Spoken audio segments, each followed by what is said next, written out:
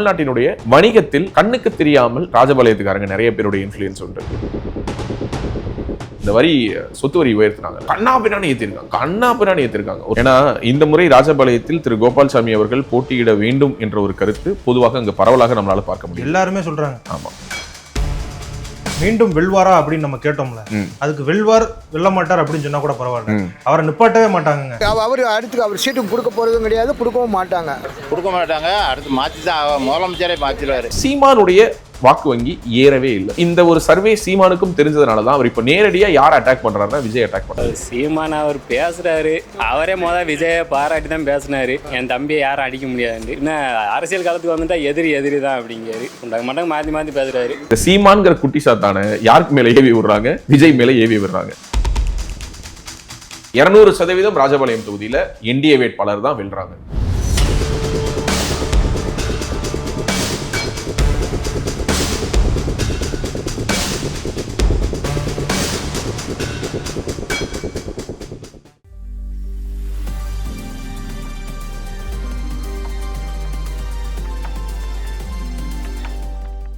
பேசு தமிழா பேசு நேயர்களுக்கு வணக்கம். இன்று மீண்டும் ஒரு முறை ராஜவேல் சாரோடு உரையாடப் போகிறோம். வணக்கம் சார். வணக்கம் நடராஜ். விருதுநகர் மாவட்டத்தில் இருக்கக்கூடிய சட்டமன்ற தொகுதிகள் குறித்து தொடர்ந்து பார்த்துக்கிட்டு இருக்கோம். ஸோ நம்ம இதுக்கு முன்னாடி பார்த்த தொகுதிகள்லாம் பார்த்தீங்க அப்படின்னா திமுகவினுடைய கூட்டணி கட்சிகள் நின்னது.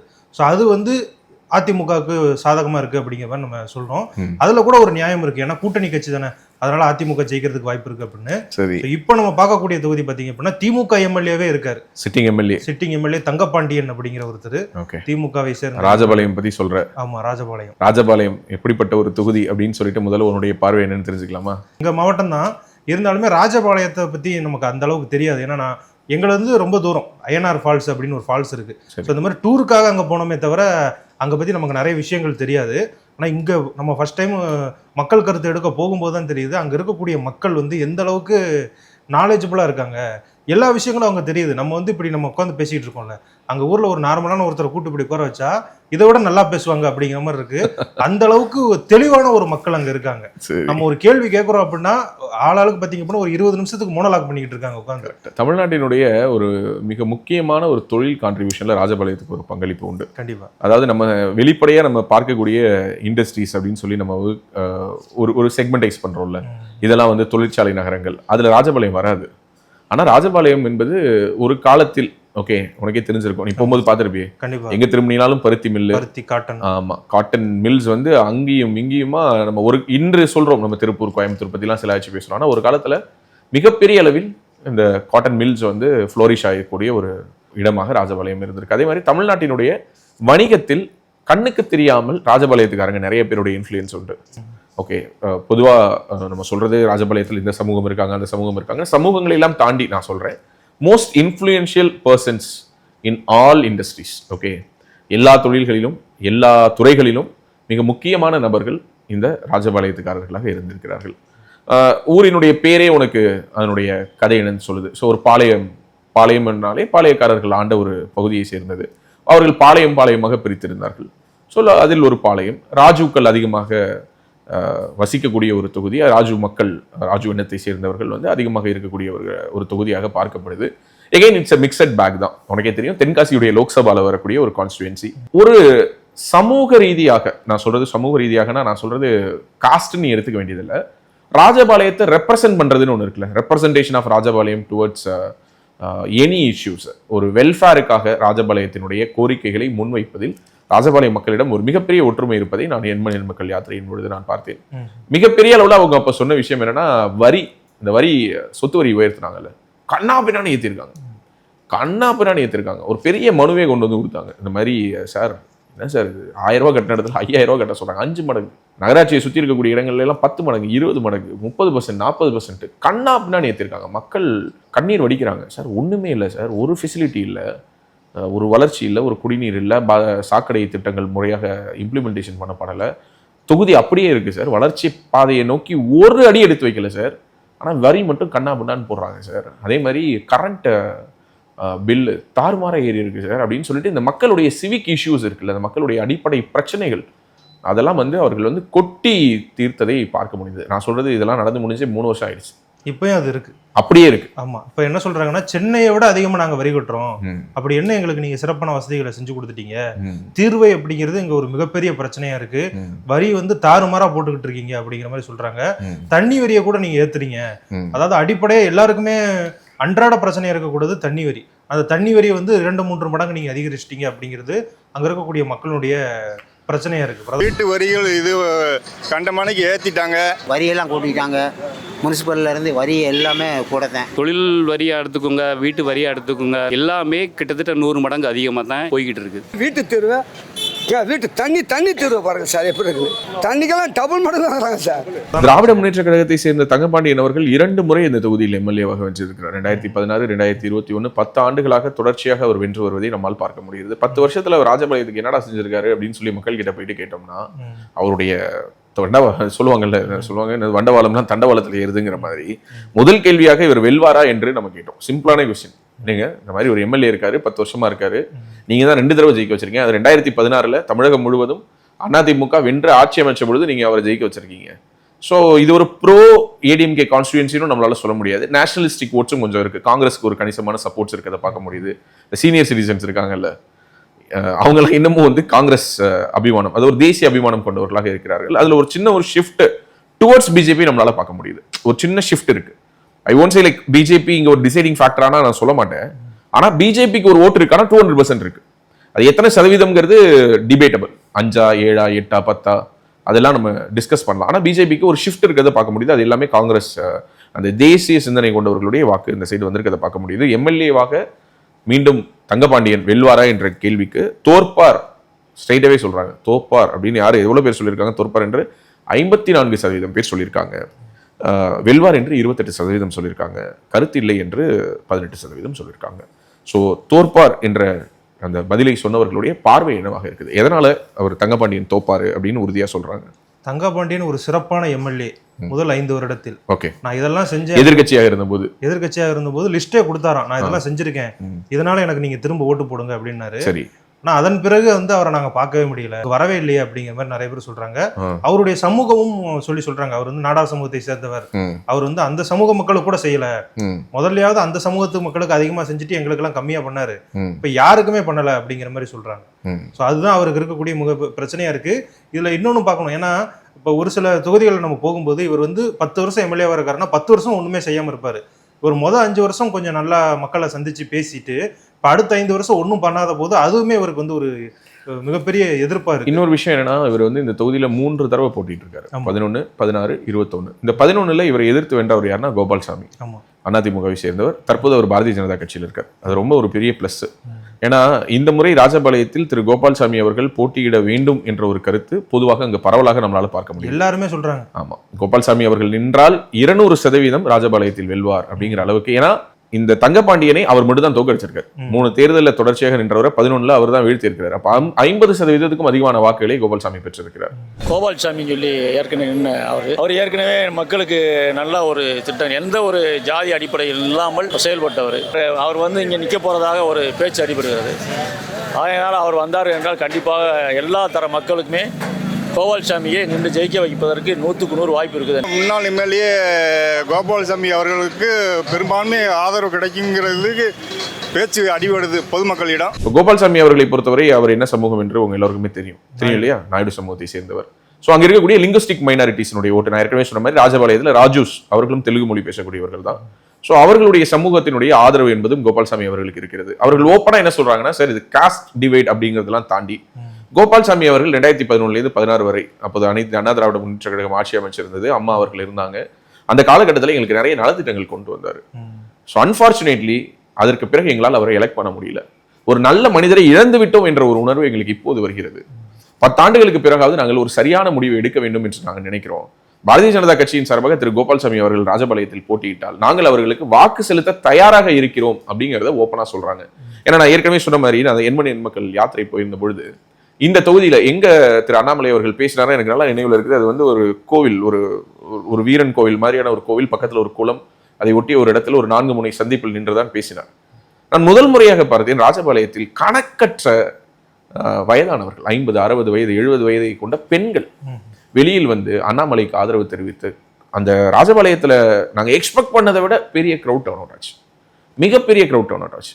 ஸோ அது யாருடைய ஆதரவு அப்படின்னு சொல்லி பார்த்தோம்னா அவங்க எல்லோருமே அதிமுக வாக்கு செலுத்தக்கூடியவங்க, அதிமுகவினுடைய கோர் ஓட்டர்ஸ். அவர்கள் பாஜகவை நோக்கி தங்களுடைய பார்வையை திருப்பக்கூடிய ஒரு தன்மையை பார்க்க முடியுது. அண்ணாமலைக்கு அப்படிப்பட்ட ஒரு ஆதரவு இருந்ததை நம்மால் பார்க்க முடிந்தது. இந்த தொகுதியினுடைய சமூக பிரதிநிதித்துவம் என்று பார்த்தால் நம்ம ஏற்கனவே பேசுற மாதிரி தான் நாயுடுஸ் இருக்காங்க, ராஜூஸ் இருக்காங்க, நாடார்ஸ் இருக்காங்க. அதற்கு பிறகு பார்த்தோன்னா நாயக்கர்ஸ், அதான் நெகின், அதே மாதிரி மறவர் குறிப்பாக சொல்லணும்னா மறவர் சமூகத்தை சேர்ந்தவர்கள். அவங்க தான் தேவர் என்று அறியப்படுறாங்க இல்லையா. ஸோ அதுலேயும் சொல்லணும்னா நம்ம ஏற்கனவே சொன்ன மாதிரி மறவரினுடைய உட்பிரிவு ஆப்பநாடு மறவர்கள் அதிகமாக வசிக்கக்கூடிய ஒரு தொகுதியாக இருக்கிறது. அதே மாதிரி தேவேந்திர குல வேளாளர் சமூக மக்களுக்கு என்ற ஒரு கணிசமான ஒரு வாக்கு இந்த ராஜபாளையத்தில் இருப்பதை நம்மால் பார்க்க முடிகிறது. இதை தவிர்த்து விட்டு பார்த்தால் சிறு சிறு கோஹெட்ஸ்ல அங்கங்க விஸ்வகர்மா சமூகத்தை சேர்ந்தவர்கள், இல்லத்து பிள்ளைமார் இருக்காங்க, அதே மாதிரி செட்டியார்கள் இருக்காங்க, 24 மணி தெலுங்கு செட்டியார்கள், அவர்களுடைய போர்ஷன்ஸ் ஒரு சில கோஹாட்ஸ்ல இருக்கிறது நம்மளால பார்க்க முடியுது. இப்படி எல்லா சமூகத்தை சேர்ந்தவர்களுக்கும் ஒரு பிரதிநிதித்துவத்தை இருக்குது. இவங்க தான் டிசைடிங் ஃபேக்டர் இந்த வாக்கு சதவீதத்தை உயர்த்துவதில், பிரிப்பதில் அல்லது வெற்றி தோல்வியை தீர்மானிப்பதில் ஒரு முக்கியமான பங்களிப்பு என்று ஒரு தனி சமூகத்தால இங்க வந்து அந்த கிரெடிட்டை எடுத்துக்க முடியாத அளவுக்கு எல்லா சமூகங்களுமே எல்லா கட்சிகள்லையும் பிரிஞ்சிருக்காங்க. அதான் ரொம்ப முக்கியமான விஷயம். ஒரு பேட்டர்ன் இருக்கும்ல, டிகேவி ஓட்டு இவங்களுக்கு தான், நாடார் ஓட்டு இவங்களுக்கு தான், நாயுடு ஓட்டு இவங்களுக்கு தான், இந்த மாதிரியான ஒரு பேட்டர்ன் இல்லாம எல்லா கட்சிகளுக்கும் எல்லா சமூகத்தை சேர்ந்தவர்களும் பிரித்து வாக்குகளை செலுத்தக்கூடிய ஒரு போக்கை நம்மால் பார்க்க முடிகிறது. ஸோ இது வந்து ஒரு பெரிய பிளஸ் நான் பார்க்குறேன் அதிமுகவுக்கு. ஏன்னா இப்போ திமுகவை பொறுத்தவரை நீ சொன்ன மாதிரி இப்போதைய கரண்ட் சிட்டிங் எம்எல்ஏ தங்கபாண்டியனை பொறுத்தவரை அவர் கடந்த 2 முறை வென்ற பொழுது, அதாவது முதல் முறை 2016 வென்ற பொழுது அவர் தன்னை ஒரு நாடார்களுடைய பிரதிநிதியாக அவர் அடையாளப்படுத்திக்கல, மக்களும் அதை விரும்பல, அவரும் அதை விரும்பல. ஆனால் இப்போது தெரிந்தோ தெரியாமலோ அவர் மேல் அந்த ஒரு சாயம் இருப்பதை நம்மால் பார்க்க முடிகிறது. நாடார் சமூகத்தை சேர்ந்தவர்களுக்கு தான் நல்லது பண்றாரு, மற்றவங்களுக்கு எதுவும் பண்றது இல்லை. நாடார் சமூகத்தை சேர்ந்தவர்களும் சில பேர் சொல்றாங்க, இல்லைங்க எங்களுக்கும் நல்லது பண்றது இல்லைங்க, அவருக்கு வேண்டியப்பட்டவர்களுக்கு மட்டும் தாங்க பண்றாரு, அவர் ஒன்றும் ஜாதி பார்த்தலாம் பண்ணல. ஒண்ணு நீ ஜாதிக்கு விசுவாசமா இருக்கணும், இல்ல கட்சிக்கு விசுவாசமா இருக்கணும். நீ ரெண்டுத்துக்குமே விசுவாசமா இருக்க மாட்டேன். உனக்கு விசுவாசமா இருக்கிறவனுக்கு மட்டும் தான் விசுவாசமா இருப்பானா நீ எம்எல்ஏவா இருக்கக்கூடாது. நீ என்னவா இருக்கலாம், அதுக்கு பதிலாக நீ லோக்கல்ல ஒரு கட்சிக்காரனா இருந்து கட்சியில உனக்கு யார் நல்லது பண்றாங்களோ அவங்களுக்கு மட்டும் செஞ்சுட்டு போகலாம். இது ஒரு பொதுவான பார்வை. இது மக்கள் அப்படி இந்த கோவத்துல சொல்றாங்க, ஏங்க அவர் இப்படி பண்ணிட்டு போலாங்க, எதுக்குங்க அவர் வந்து எம்எல்ஏவா இருக்காரு, அவருடைய ஊருக்கு மட்டும் தான் ஃபோக்கஸ் பண்றாரு, அவர் சமூகத்துக்கு மட்டும் தான் ஃபோக்கஸ் பண்றாரு அப்படின்லாம் சொல்றாங்க. பட் அது எல்லாத்தையும் தாண்டி அவருக்கு வேண்டியப்பட்டவர்களுக்கு மட்டும் நலத்திட்டங்களை செய்தால் போதுங்கிற அளவுக்கு தன்னை ஒரு வட்டத்துக்குள் சுருக்கி கொண்டு இருக்கிறார். இது ஒரு பெரிய ஒரு நெகட்டிவான ஒரு ஃபீட்பேக்கா இருக்குது. அவருடைய செயல்பாடு எப்படி இருக்குதுன்னு மக்களிடம் கேட்ட பொழுது முதல்ல இதை முடிச்சிடலாம் சார். மீண்டும் வெல்வாரா அப்படின்னு நம்ம கேட்டோம்ல, அதுக்கு வெல்வார் வெல்ல மாட்டார் அப்படின்னு சொன்னா கூட பரவாயில்ல, அவரை நிப்பாட்டவே மாட்டாங்க. சொல்லிட்டாங்க, அங்கேயே சொல்லிட்டாங்க கோபால்சாமி நிக்க போறாரு அப்படிங்கிறது அவங்களுக்கு தெரிஞ்சிருக்கு போல. அவங்களே சொல்றாங்க இங்க யாரும் நிக்க போறாதையும் அவங்களே சொல்றாங்க. ஏன்னா பவித்ரா சாம் அப்படின்னு இப்போ வந்து அவங்க சேர்மனா இருக்காங்க, நகராட்சி சேர்மன். அவங்களோட கணவர் முன்னாள் அதிமுகக்காக போட்டிலாம் போட்டிருக்காரு, அவர் ஜெயிக்கல. ஸோ அவருடைய மனைவி இப்போ திமுகவில் இருக்காங்க, திமுகவினுடைய சேர்மனா இருக்காங்க. அவங்களதான் இவருக்கு எதிராக நிப்பாட்ட போறாங்க. இப்போ அவங்களே சொல்லிட்டாங்க, யாருன்னா கோபால்சாமிக்கும் பவித்ரா சாமுக்கும் தான் போட்டி இப்போ நடக்க போகுது. ஸோ அவங்களே வேட்பாளர் அறிவிச்சிட்டாங்க. தேர்தல் ஆணையமே அவங்களே செயல்படுறாங்கன்னு நினைக்கிறேன். ஸோ அப்படின்னா தங்கபாண்டியனுக்கு சீட்டு கிடைக்கிறதே கஷ்டம் அப்படிங்கிறது மக்களுக்கே தெரியுது. ஆமா, நம்ம தோற்பார்னு சொல்லியிருக்கோம்ல, அந்த தோற்பார் அப்படிங்கிறது சீட்டு கொடுக்க மாட்டாங்க அப்படின்னு சொன்னதுதான் அது. ஓகே, ஸோ அவருடைய செயல்பாடு எப்படி இருக்குன்னு கேட்டபொழுது தங்கபாண்டி எம்எல்ஏ இருக்காப்ல, இங்க வர ஒண்ணுமே செய்யல. போன வருஷம் எம்எல்ஏ இருந்தாரு, ஒரு பாலம் தான் கட்டி கொடுத்தாரு, இப்போ வரை ஒண்ணுமே செய்யல. தங்கபாண்டிய வந்து வாராரு போறாரு. எம்எல்ஏ செயல்பாடு பரவாயில்ல. ஆரம்பத்தில் இருந்த ஒரு வேகம் இன்னைக்கு இல்லவே இல்லை, பூஜ்ஜியத்தில் தான் இருக்கு. ரெண்டாவது மறுமுறை அவர் திமுக சார்பாக நிற்கும் போது ஒரு அட்டவணைப்படுத்தி கொடுத்தாரு, ராஜபாளையம் சட்டமன்றத்தில் நாங்கள் இவ்வளவு பண்ணியிருக்கிறோம் அப்படின்ட்டு. இப்போ என்ன பண்ணியிருக்காங்க அப்படிங்கிறது வந்து அக்யூரேட்டாக தெரியல. தங்கபாண்டியா எங்களுக்கு வீடு கட்டித்தரன்னு மணியம்பட்டி ஊரில் வாக்குறுதி கொடுத்தாரு, ஆனால் அவர் செயல்படலை. வந்து அப்பப்போ ஓட்டு காட்டி வந்து தான் பார்த்துட்டு இருக்காரு, வேற எதுவுமே வந்து இது பண்றாரு. செயல்பாடு சரியில்லை. அவர் எங்கே அங்கெல்லாம் வரவே மாட்டேங்கிறாப்ல. தொகுதியில் எந்த ஒரு மேம்பாட்டு திட்டமும் செயல்படுத்த கிடையாது. பாலத்தில் அமௌண்ட் எதனா அடிச்சிருப்பாரு, ஜெயிக்க வாய்ப்பு இல்லைங்க. கண்டிப்பாக வாய்ப்பு இல்லை. நல்லா கவனிச்சாரு, இப்போ திரும்ப ஜெயிப்பாரா? மோசம் என்ற 53%, சிறப்பு என்று 27%, சுமார் என்று 20% வாக்களிச்சிருக்காங்க. ஸோ இந்த மோசம் என்ற 53% நாம் அப்படியே நேரடியாக எடுத்துக்கொண்டோம்னா கூட கிட்டத்தட்ட 53%, 10 வருஷமா எம்எல்ஏ, அதிலும் தொடர்ந்து 2 முறை அவர் வென்ற பொழுதுமே பார்த்தோன்னா நல்ல மார்ஜின்ஸ்ல தான் வின் பண்ணியிருக்கிறாரு. ஸோ கொஞ்சம் நஞ்ச மார்ஜின்லாம் இல்லை, ஓரளவுக்கு டீசெண்டான மார்ஜின்ல வின் பண்ணியிருக்கிறாரு. நல்ல வேட்பாளராக அறியப்பட்டவர் தான் 2016. ஆனால் இந்த 5 ஆண்டுகள்ல அவ்வளோ ஒரு அன்பாப்புலர் ஆயிருக்காரு. ஓகே, வேற ஒரு இடத்தை நோக்கி நகர்ந்து இருக்கிறார், வேற ஒரு இடத்தை நோக்கி அவருடைய செயல்பாடுகள் நகர்த்தி இருக்குது. அப்படிதான் நம்ம புரிஞ்சுக்க வேண்டியதா இருக்கு. திமுகவினுடைய ஆட்சி எப்படி இருக்கிறது என்று கேட்கும்போது அதிலும் அந்த 50% மேல இருக்கக்கூடிய அந்த அன்பாப்புலர் ட்ரெண்ட் வந்து கண்டினியூ ஆகுது. உதயசூரியெல்லாம் இனிமேல் வரக்கூடாது. இப்போ எவ்வளவோ பயமா இருக்கு, கொள்ளை எல்லாம் இருக்கு. இப்போ வந்து மற்ற ஆட்சியோட இவர் ஆட்சி நல்லா தான் இருக்கு. மாசம் 1000 ரூபா, இதுல 1000 ரூபா கொடுப்பாரு, இன்னொன்னுல வந்து 2000 எடுப்பாரு. எங்களுக்கு முதியோர் பென்ஷன்ல வந்து 1200 ரூபா கொடுத்தாங்க. ஒரு மாசம் மட்டும் எங்க சம்பளத்துக்கு 30 ரூபா எடுக்குன்னு சொல்லி எடுத்தாங்க. இப்போ வட்ட அந்த 30 ரூபா எடுத்துட்டு தான் இருக்காங்க. அப்ப இவர் என்ன செய்யறாரு? முதல்ல போட்டு வட்டி எடுக்காரு. ஆட்சியே கிடையாது ப்ரோ திமுக. என்னை பொறுத்தளவு இந்த 4 வருஷத்துல அதிகமா வந்து கொலை தான் நடக்குது. எந்த இதுக்குமே பாதுகாப்பு கிடையாது. ஒரு கடையில பாதுகாப்பு கிடையாது. ஒரு ஹோட்டலா இருந்தாலும் சரி, எந்த இடத்துக்கு போறாலும் அவங்க அராஜகம் இருக்கத்தான் செய்யுது. டிஎம்கேயோட அராஜகம் இருக்கத்தான் செய்யுது. 1000 ரூபா வரும்னு சொல்லிட்டு பாதி பேத்துக்கு வரவே இல்லை, எங்களுக்குலாம் வரவே இல்லை. பஸ் எல்லாம் நிக்க மாட்டேங்க. எங்க ஊர் சைடுலாம் அந்த ஃப்ரீ பஸ் நிப்பாட்டே மாட்டேங்காங்க. லேடிஸ் கை காட்டினா நிப்பாட்ட மாட்டேங்காங்க, ஆம்பளைங்க கை காட்டினா நிப்பாட்டுவாங்க. ஏன் அப்படி? ஆம்பளைங்கன்னா காசு கொடுக்காங்க, பொம்பளைனா சும்மா போறாங்கன்னா அது விடாம இருந்திருக்காமங்க. நான் மொத்தத்துக்கே இவங்க ஆட்சியெல்லாம் இருந்தோம்னா நாங்கள் எல்லாரும் செத்து போயிடுவோம். ஆட்டோக்காரங்க பூரா ஓசி ஆட்டோ பஸ்ஸை விட்டாங்க. எங்களுக்கு வர்ற 1-2 இதுவும் போயிடுது. இப்போ நாங்கள் என்ன தொழில் பார்க்க? இப்போ இருக்கிற ஆட்சி நல்லா இல்லை. ஃப்ரீயாக ஒரு லேடிஸ் கொடுக்காங்க, எங்களுக்கு என்ன கொடுக்காங்க? எங்கள் மக்கள் எங்களுக்கு வந்து ஆண்களை வந்து மதிக்கவே மாட்டுக்காங்க. எல்லாம் போதைக்கு அடிமை ஆக்குறாங்களா ஒழிஞ்சு ஒன்றும் இது கிடையாது. விலைவாசி ஏறி இருக்கு. இலவச பஸ் விட்டா பொம்பளையில போகிறோம் காலி பண்ணுறாங்க. ஓசி பேசுண்டு ஆம்பளைகளும் ஒன்றுமே கிடையாது. விலைவாசியில் கடுமையாக போய்கிட்டு தான் இருக்கு. ஃப்ரீ பஸ்ஸுக்காரங்க கூட நிப்பாட்ட மாட்டேங்க. பொம்பளை நிப்பாட்டுவாங்க, அவன் பாட்டு போயிடுவான். திட்டங்கள் வந்து மக்களுக்கு, அடித்தட்டு மக்களுக்கு சென்று அடையலை. கரண்ட் தான் கூட்டிட்டாங்களே, கொள்ள விலைக்கு பிரிச்சாது. கரண்ட் அநியாயமாக போயிடுச்சு. பெரிய பஸ் யார் காசு கொடுக்காங்க? பெட்ரோல் நம்ம காசு தான் போடுறாங்க. பெரிய பஸ் வேண்டாம் சார். பெரிய பஸ் இருக்க போய் எல்லாம் விலைவாசி கூட்டுறது. டிஎம்கே ஆட்சியில் வந்து ஒரே சாதி கலவரம். எங்கள் ஊரில் பார்த்தீங்கன்னா அப்பா ஃபுல்லாக கஞ்சா தான் அதிகமாக, கஞ்சா தான் இந்த உற்பத்தி அதிகமாக இருக்குது. அதிமுக அந்த அளவுக்கு கிடையாது. விலைவாசிலாம் எல்லாமே கூட்டி தான் இருக்குது சார். அன்னாடு கூலிக்காரவங்க நாங்கள் என்ன செய்வோம் சார்? பொம்பளை பிள்ளை வச்சிருக்கிறவங்களாம் நாங்கள் என்ன செய்ய முடியும்? எப்படி இவருடைய எம்எல்ஏவுடைய செயல்பாடு மோசம்னு சொன்னாங்களோ அதே மாதிரி திமுக ஆட்சி மோசம் என்ற 57%, சிறப்பு என்று 25%, சுமார் என்று 18% சொல்லியிருக்கிறார்கள்.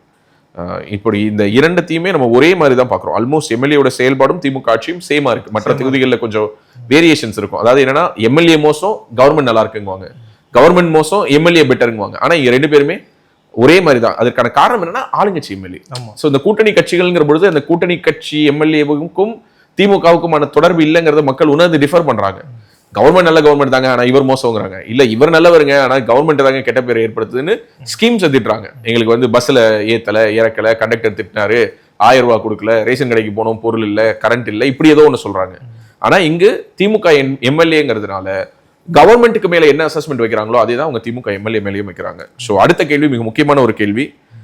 அடுத்த முதல்வர் யார் என்ற ஒரு கேள்வியை நம்ம முன் வச்சோம். எடப்பாடி கூட வர்றதுக்கு சான்ஸ் இருக்கு. எடப்பாடி பெட்ரோல் தான் போடுவோம். பெட்ரோல் தான். ரெட்டல வரலாம், ஏடிஎம்கே வரணும். ஸ்டாலின் தான் வருவார் கண்டிப்பா. ஸ்டாலின் எடப்பாடி பழனிசாமி தான். அதில் சந்தேகமே இல்லை. சீமானம் தான் நல்லா இருக்கும். சீமான் ரெட்டலை வரணும். விஜய் வந்தா நல்லா இருக்கும். முதலமைச்சராக யார் வந்தாலும் எடப்பாடி சொல்லணும். திமுக மாறணும். பிஜேபி கூட்டணி வச்சு முதலமைச்சர் வந்தால் யார் இருந்தாலும் நல்லது. ஸ்டாலினா வரலாம். விஜய் வந்தா நல்லா இருக்கும். எடப்பாடி தளபதி விஜய் வந்தால் நல்லா இருக்கும். நான் விஜய் வந்து அது ஒரு ஆள் தான் இருக்காரு. ஒத்தையில ஒழிஞ்ச முடியாது. இப்போ 5 பேர் 6 பேர் இருக்காங்க. சிஎம் வரணும், சீமான் தான் வரணும். விஜய் தளபதி விஜய் தான் வரணும். எடப்பாடி இல்ல சீமான். எடப்பாடி அண்ணாதிமுக ஆட்சி அமைஞ்சால் நாடு நல்லா இருக்கும். தெரிஞ்சு எடப்பாடி வர வந்தால் தான் நல்லா இருக்கும். எடப்பாடி வரணும் சார். எடப்பாடி வரணும். அடுத்து முதலமைச்சர் அவர்களுக்கு தேசிய ஜனநாயக கூட்டணியிலிருந்து வர்றதுக்கும் பெரும்பான்மை இடங்கள் பிடிக்கிறதுக்கு சான்ஸ் இருக்கு. அடுத்து எடப்பாடி வந்தால் தான் நல்லா இருக்கும். எடப்பாடி பழனிசாமி என்று 35%, ஸ்டாலின் என்று 29%, விஜய் என்று 24%, சீமான் என்று 8%, மற்றவர்கள் என்று 4% வாக்களிச்சிருக்காங்க. இதுல நான் அப்படியே பின்னாடியிலிருந்து போலான்னு நினைக்கிறேன். மற்றவர்கள் அப்படிங்கிற அந்த 4 விட்டுருவோம். சீமான் 8% அப்படின்னு வந்திருக்கு. நம்ம தமிழ்நாடு முழுக்க பரவலா போயிட்டு இருக்கோம். ஓகே, நம்ம நார்த்ல மட்டும் தான் எடுக்கிறோம், சவுத்ல மட்டும் தான் எடுக்கிறோங்கிற ஒரு இது இல்லாம மதுரை, இப்ப விருதுநகர், ஆல்ரெடி சென்னையில போயிட்டு இருக்கோம், திருச்சி ஒரு ரவுண்டு முடிச்சிருக்கோம். ஆமா, இப்போ கோயம்புத்தூர் அடுத்த டீம் இப்போ எடுத்துட்டு இருக்காங்க. ஸோ தமிழ்நாட்டினுடைய அனைத்து மூலைகளுக்கும் 4 டைரக்ஷன்லயுமே இப்போ நம்ம ஒரு டிப் டெஸ்ட் மாதிரி நம்ம எடுத்துட்டு இருக்கோம். நமக்கு இது என்ன உணர்த்துதுன்னா சீமானுடைய வாக்கு வங்கி ஏறவே இல்லை, அது இன்னும் சில இடங்களில் குறைஞ்சிருக்கிறத நம்மளால பார்க்க முடியுது. ஸோ எனக்கு தெரிஞ்சு இந்த ஒரு சர்வே சீமானுக்கும் தெரிஞ்சதுனால தான் அவர் இப்போ நேரடியாக யார் அட்டாக் பண்றாருன்னா விஜய் அட்டாக் பண்றாரு. ஏன்னா இப்போ கட்சி தொடங்கின விஜய், இன்னும் தேர்தலே சந்திக்காத விஜய் எல்லா தொகுதிகளிலும் சராசரியாக 15% மேல வாக்கு சதவீதத்தை நிரூபிச்சுக்கிட்டே இருக்காரு. எங்க போனாலும் வருது. 15% கீழே அவர் எங்கேயுமே வரல. எனக்கு தெரிஞ்சு ஒரே ஒரு கான்ஸ்டிடியூன்சி தான் நமக்கு சோஃபார் வந்திருக்கு, வேற எங்கேயுமே வரல. ஸோ அப்போ 15க்கு மேலே 2022 வரைக்கும் வருது அப்படிங்கிற போது சீமானால இதை கண்டிப்பாக அக்செப்ட் பண்ணிக்க முடியாது. ஏன்னா கிட்டத்தட்ட 10-15 வருஷமா நம்ம கட்சி நடத்திட்டு இருக்கோம். நேற்று வந்து ஒருத்தன் டப்புன்னு 15% மேலே ஸ்பைக் காட்டுது, நம்மளை அதே 8% நிறுவுறாங்களே. நாம் தமிழர் கட்சியை சேர்ந்தவங்களே என்ன நினைப்பாங்க, ஓகே இவங்க மேனிபுலேட் பண்றாங்களோ அப்படின்னு. பட் நமக்கு அந்த அவசியம் கிடையாது. களத்தில் 8% நாம் தமிழர் தாண்டுவதற்கான வாய்ப்பு இல்லை என்பது பல இடங்களில் நிரூபணமாகிறது. இன்னும் அதை விட குறைவாகத்தான் வருவாங்கன்னு தோணுது. ஸோ அப்ப கன்சிடரபிளான ஒரு ஷிஃப்ட் அல்லது சீமானுக்கு இந்த முறை வாக்கு செலுத்தலாம் என்ற எண்ணத்தில் இருந்தவர்களை யாரு ஹைஜாக் பண்றா?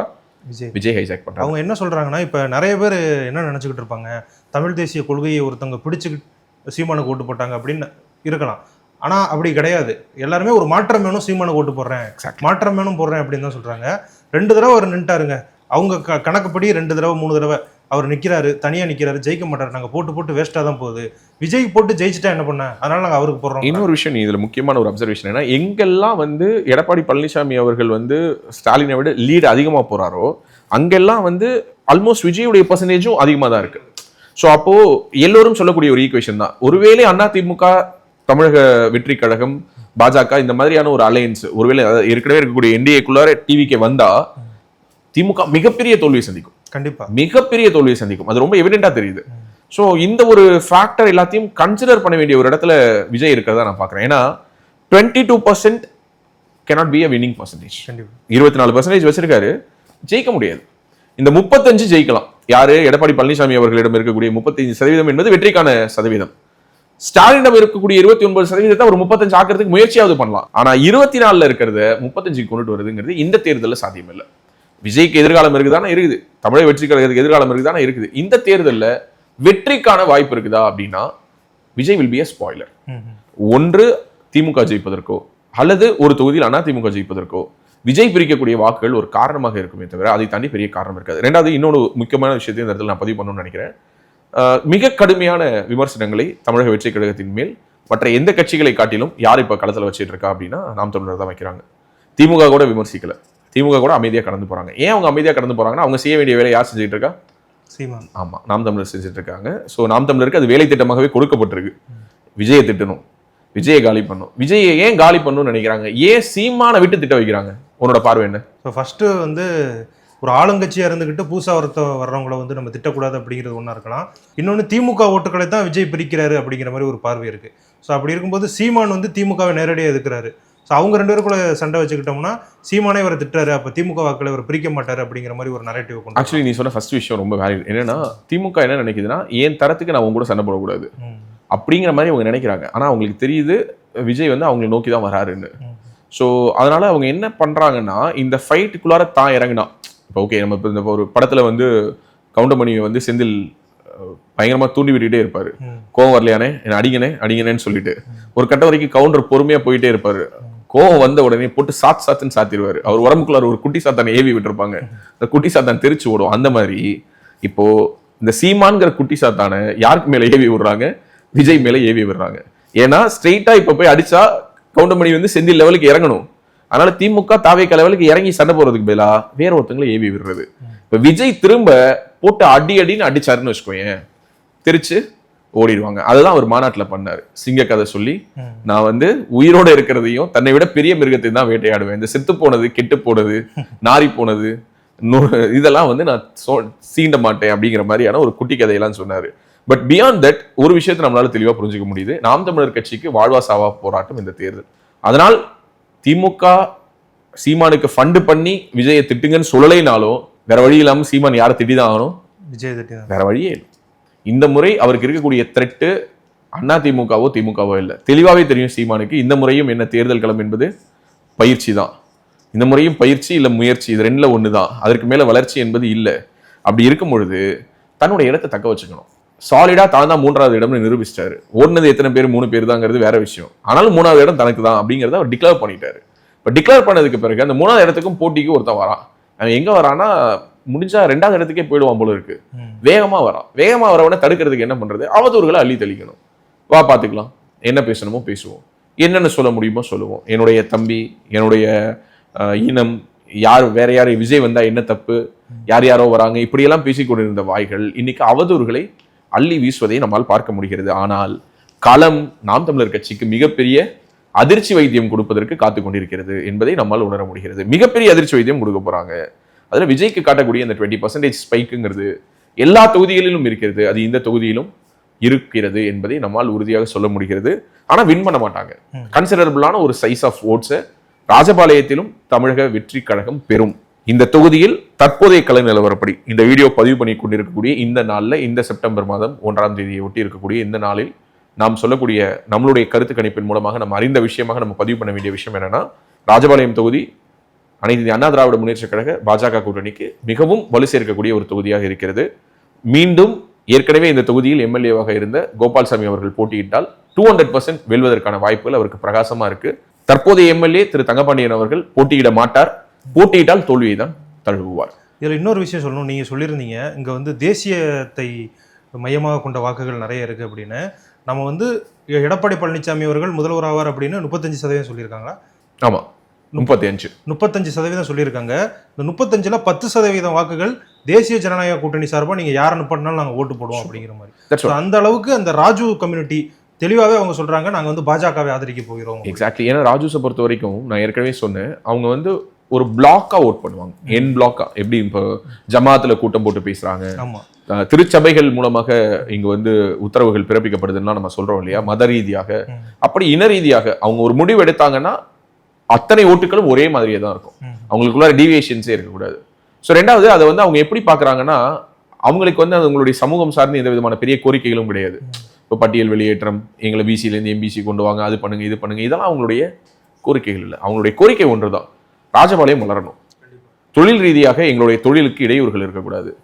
தொழிற்சாலைகள் மீண்டும் உயிர் பெற வேண்டும். அதற்கு ஒரு சரியான ஒரு மக்கள் பிரதிநிதி வேண்டும். அப்போ அவங்களுடைய பார்வை என்னவாக இருக்குதுன்னா, அதற்கு பாரதிய ஜனதா கட்சி ஆதரவு கொண்ட அனைத்து அண்ணா திராவிட முன்னேற்ற கழகத்தை சேர்ந்த இந்த கூட்டணியை ஆதரிக்கணும். என்டிஏ தான் இங்க வின் பண்ணணும். அதுலேயும் பிஜேபி வேட்பாளர் நின்றால் அவரை வெற்றி பெற வைப்பது எங்களுடைய கடமை என்று கருதி வேலை பார்ப்பதற்கு ராஜபாளையத்தில் ஒரு பெரிய கூட்டம் அனைத்து அண்ணா திராவிட முன்னேற்ற கழகத்திலும் சரி, பாரதிய ஜனதா கட்சியிலும் சரி காத்துக் கொண்டிருப்பதை நம்மால் உணர முடிகிறது. மீண்டும் ஒரு தொகுதியில் தென் மாவட்டத்தில் என்டிஏ தன்னுடைய வெற்றியை பதிவு செய்வதற்கு காத்திருக்கக்கூடிய ஒரு தொகுதியாக ராஜபாளையம் இருக்கிறது. அதுதான் மக்களுடைய முடிவாக மக்களுடைய மனதில் இப்போது இருப்பதாக நம்மளால் உணர முடியுது. அதை மனதில் வைத்து தான் திமுகவுமே பவித்ரா சாமன், ஏன்னா அவங்க சேர்மனா இருக்காங்க, அவங்களுடைய பதவி காலம் இன்னும் இருக்கு, ஆனாலுமே அவங்கள வந்து நம்ம வந்து இவருக்கு எதிர் வேட்பாளராக போட்டு ஒருவேளை இந்த ராஜுக்களுடைய மனப்பான்மை மாற்றலாம். ஏன்னா நீங்க சொன்ன மாதிரி ராஜுக்கள் அப்படிங்கிறவங்க வந்து மிடில் கிளாஸுக்கு மேல இருக்கதான் எல்லாருமே இருக்காங்க, கிட்டத்தட்ட எல்லாருமே பணக்கார ஒரு குடும்பத்தை சேர்ந்தவங்க தான்.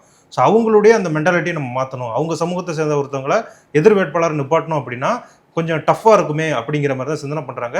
ஸோ அவங்களுமே கணிச்சிட்டாங்க, இங்கே வந்து அதிமுக ஜெயிக்கிறதுக்கான வாய்ப்பு இருக்குது, அதிமுக கூட்டணி. நீ சொன்னது ஒரு முக்கியமான அப்சர்வேஷன். என்னன்னா, இப்போ ராஜூஸ் வந்து ஒரு தேசிய நலன் கொண்டு அந்த ராஜூஸ் சமூகம் ஒரு முடிவு எடுக்கும் பொழுது அந்த தேசிய நலனை தாண்டி அவங்களுடைய இன ரீதியாக ஒரு பிளவை ஏற்படுத்த முடியுமா? இது திமுகவுடைய டாக்டிக்ஸ்.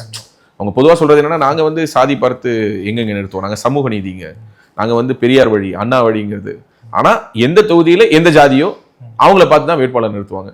ஸோ அதுதான் இங்கேயும் தொடர்வதாக நம்ம பார்க்குறோம். ஆனால் நான் சொல்வது அந்த ராஜு சமூகம் மட்டுமல்ல, ஒட்டுமொத்த ராஜபாளையத்தில் இருக்கக்கூடிய மக்களுடைய மனநிலையை பல்ச உணர்ந்தவங்கிற அடிப்படையில் சொல்றேன்.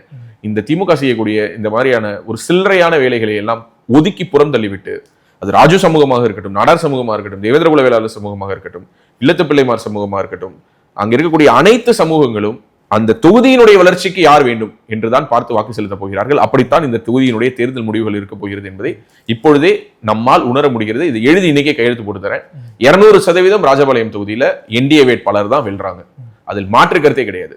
அவர்கள் சரியான வேட்பாளரை தேர்ந்தெடுக்கணும். அது கோபால்சாமியா அல்லது யார் என்பதை கட்சி தீர்மானிக்கும். ஆனால் சரியான வேட்பாளரை தேர்ந்தெடுத்து தேர்தல் வேலைகளை இப்போதிலிருந்தே தொடங்கி முழு வீச்சில் அவர்கள் செயல்பட்டால் 200% ராஜபாளையத்தில் என்டிஏ கூட்டணி வெற்றி பெறும் என்பதில் துளி கூட மாற்று கருத்து இல்லை. பேசு தமிழா பேசு சேனலுக்கு ஆதரவு தந்து கொண்டிருக்கக்கூடிய பார்வையாளர்களுக்கு வணக்கம். அரசியல் ஆன்மீகம்னு மட்டும் இல்லாம இப்போ ஹெல்த்லயும் நம்ம வந்தாச்சு. ஹெல்த் சம்பந்தமான பிரச்சனைகளுக்கும், ஹெல்த் டிப்ஸுக்கும், ஹெல்த் கேருக்கும், இல்ல ஹெல்த் பத்தி ஏதாவது தெரிஞ்சுக்கணும் அப்படின்னு நினைச்சீங்கன்னா ஹெல்த் குரு சேனல் கண்டிப்பா உங்களுக்கு யூஸ்ஃபுல்லா இருக்கும். பேசு தமிழா பேசு சேனலுக்கு கொடுக்கக்கூடிய இதே சப்போர்ட்டை ஹெல்த் குரு யூடியூப் சேனலுக்கும் கொடுத்து அந்த சேனலை சப்ஸ்கிரைப் பண்ணி உங்க நண்பர்களுக்கு ஷேர் பண்ணும்படி கேட்டுக்கிறோம். நம்ம ஹெல்த் குரு சேனலோட லிங்கை டிஸ்கிரிப்ஷன்ல தரோம், மறக்காம செக் பண்ணி பாருங்க.